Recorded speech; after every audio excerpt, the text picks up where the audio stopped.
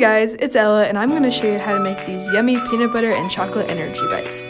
First you'll need peanut butter, oats, honey, chocolate chips, a bowl, a plate, a cookie dough scooper, a spoon, some wax paper to seal, and you'll also need a few measuring cups. 1 cup, a half a cup, and a third a cup. Now it's time to start.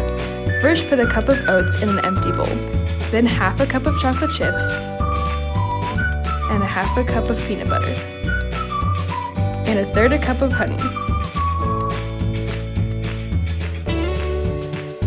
Getting the honey and peanut butter out is a little difficult, so you may need a spatula to help. Now you stir the mix until it looks evenly distributed. Once it's mixed, you can start scooping the mix onto a plate with a cookie dough scooper. Next, you roll the mix into balls. You can always adjust the size of the bites when you're rolling them. Next, put seal wrap around the plate and stick it in the fridge to set. You'll need to leave them in there for about an hour. Once the time's up, enjoy these delicious energy bites.